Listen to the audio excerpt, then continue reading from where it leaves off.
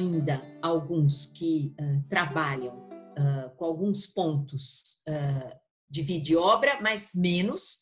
Essas questões de vida e obra é sobretudo quando há algo mesmo da vida, né, que às vezes é necessário. Por exemplo, Murilo Mendes, Carlos Drummond de Andrade, Boitempo. Recentemente, eu até discuti um pouco sobre o Boitempo, porque há trechos da própria vida do Carlos Drummond em Boitempo. Só que é transfigurado, né? E já é ficcionalizado, porque se a gente, quando constrói uma lembrança, porque nós reconstruímos, não é? O vivido já se foi, é perdido. Né? O que nós fazemos com as nossas lembranças? Nós construímos nossas lembranças.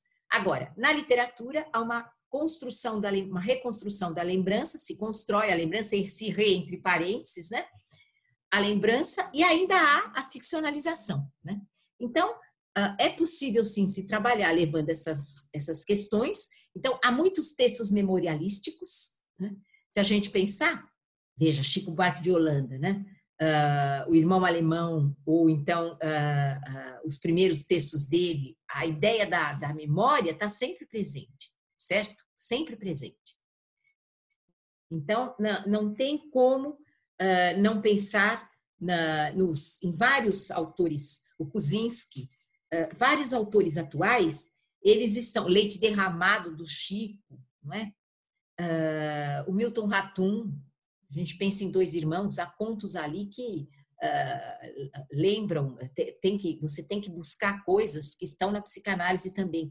A impressão que eu tenho é a seguinte: a literatura moderna, a literatura contemporânea, elas têm sempre contextos históricos, sociais, e há um dado psíquico. Né? Não se pode, o humano tem isso. Então, até o momento, a psicanálise ainda é importante quando a gente lê um texto literário. O que é que as maneiras de abordagem, as formas de abordagem são diversificadas. Né? Então, tem a crítica genética que trabalha de uma maneira, não é?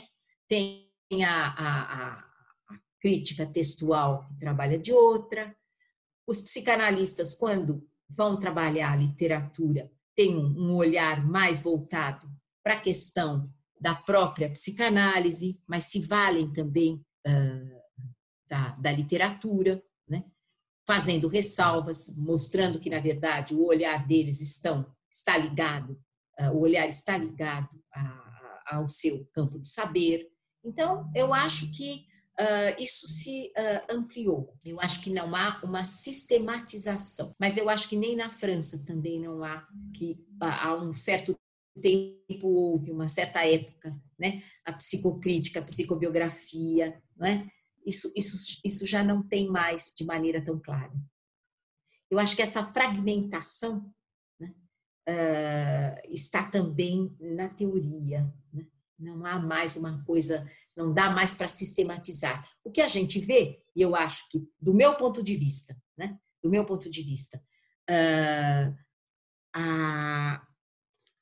quando eu vou trabalhar com texto literário, né, eu privilegio o olhar da literatura, no seguinte sentido: mesmo que eu pegue pontos da psicanálise, aspectos da psicanálise, se houver algum aspecto importante que eu consiga visualizar e trabalhar da sociologia, da história, da antropologia, eu vou trabalhar, certo? E vou procurar articulá-los. Se eu conseguir, porque nem sempre é fácil você articular vários aspectos, né? Se há, por exemplo, aspectos da própria vida do autor, quando você trabalha Murilo Mendes, por exemplo, A Idade do Serrote. A Idade do Serrote tem Juiz de Fora em vários textos. Há pessoas ali que viveram, que existiram. O pai dele, quando ele recebe um prêmio, o primeiro livro dele, ele recebe um prêmio. Então, tá lá, você consegue pegar, é um dado factual. Então, você pega. Mas, de qualquer modo, já houve uma transfiguração, né? Já há um dado ficcional que está lá. Então, você tem que trabalhar isso literariamente, essa transfiguração, esse trabalho que foi feito, né? E que tem o dado literário, né? Tem o dado das palavras, o dado das metáforas, o dado dos jogos verbais, das mudanças, né? Daquilo que o autor não percebeu e que compôs, daquilo que ele alterou, porque, como já disse, a memória você vai construindo a memória, e ao construir a memória, ficcionalmente, é maior ainda a construção. Né? Você constrói são quase duas ficções. Né?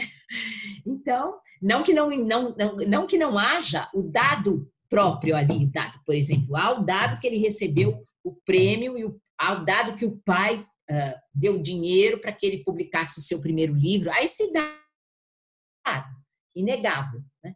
Mas as atitudes do pai, como ele viu isto, como ele lembra, isso já se perdeu, não se pode dar como inteiramente verdadeiro, aspas. A verdade é sempre pela metade, como diz Lacan. Nós não temos nunca, nada é inteiro, né? Nem derradeiro.